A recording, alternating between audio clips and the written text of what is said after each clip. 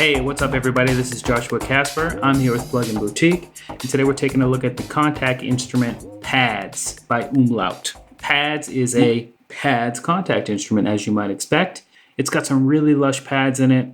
It's really simple to use. It's really simple to get variations to what you have, and I'm all around just impressed by what's coming out of it. Let's go ahead and check out some of the presets, and then I'll walk you through the user interface.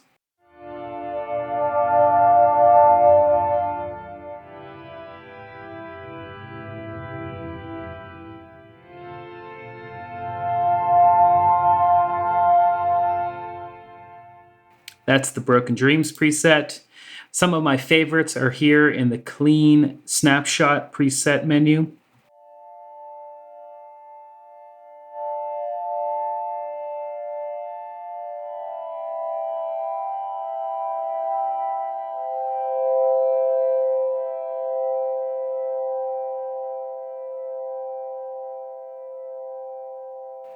There's also the complex, which is a little bit more grimy, a little bit more dirty.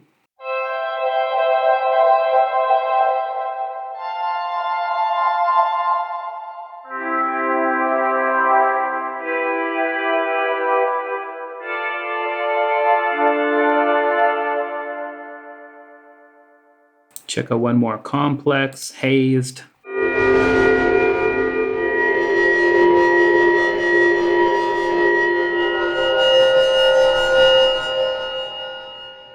I found that the complex preset snapshots have a little bit more distortion and saturation going on than the clean ones. I guess that's why they're called clean and not complex. And then there's a whole other section of rhythmic presets, which I found really cool. Let's check out some of these.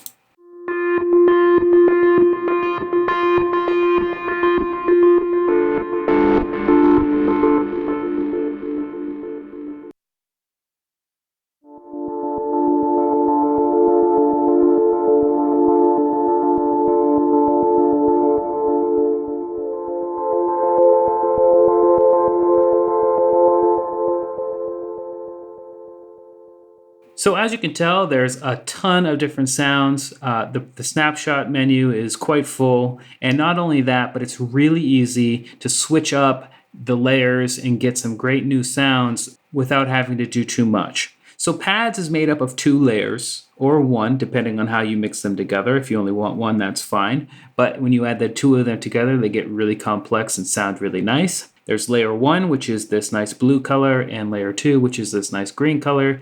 Remember the colors, that's going to come in handy. The first place those colors come in handy is the mix knob, or the balance knob between the 2 layers. If I pull down, as you can see, it gets a lot more of the blue color. That means that layer 1 is going to be a lot more prevalent in the mix between the 2. And if I go all the way to the right, or pull up all the way,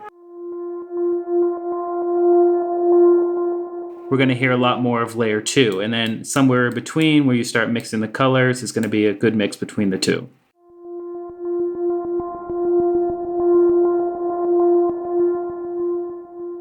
So what's really cool, especially about these rhythmic ones, let's say I found a rhythm that I really like from one of the snapshots. I can easily change the sample being used in that rhythm by clicking the layer menu. If I click this Paradise of Light, this is the sample name, click there, boom, I've got all my presets in here and I can easily change to a new one.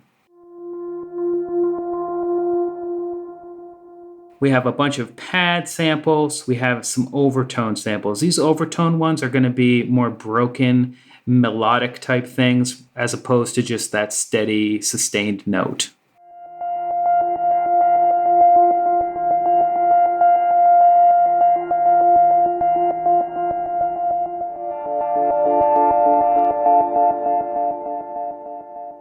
Each one of those layers has its own filter, volume control, pan slider, attack, release, cutoff, resonance, and tuning parameters. If I want to change the modulation, I have to click the modulation button over here.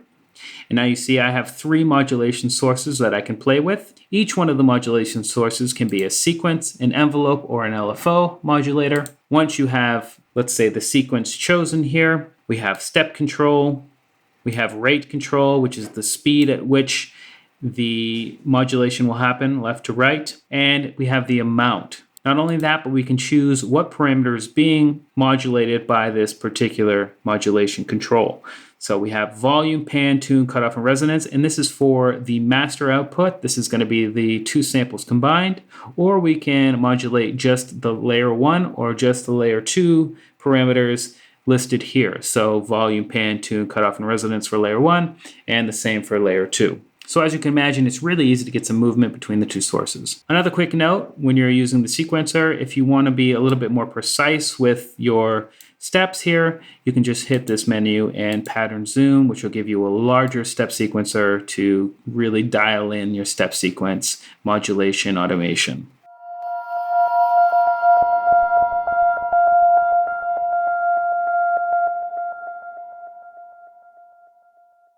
There's also the master effects down here at the bottom. You have solid state EQ, tape saturator, lo-fi, which is essentially a noise module, a distortion module, modulation module, delay, and convolution reverb. And to turn any of these effects on or off, you're just going to click the power button below its name. So if I didn't want this reverb anymore, I just click that and turn it off. All well and good. And as you cycle through these presets, you'll see that the available parameters are updated to whatever you have selected. So here I have delay selected, and I have my time, feedback, mix, stereo, and sync options. You just click them to turn them on or turn them off. When it's highlighted in gold, that means it's active. And I have to say that it's just really easy to get great sounding pads. I mean, that's really all it is to it. I think they went for that when they designed this synth, or this instrument rather, and they did a great job in the execution of that goal.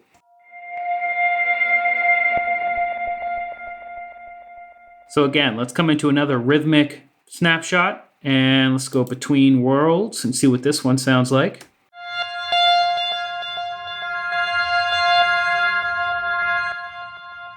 So again, let's say I really like that rhythm. I can just simply hit the random button to get some new pad sounds in there.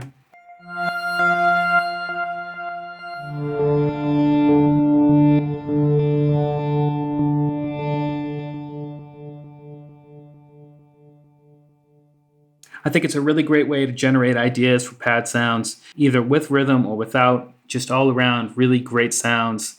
And that's what happens when you have some really good bass sounds to combine and manipulate. I really like the approach, executed perfectly, and I highly recommend it if you're looking for good sounding pads. Anyway, I hope you learned something. We'll see you next time.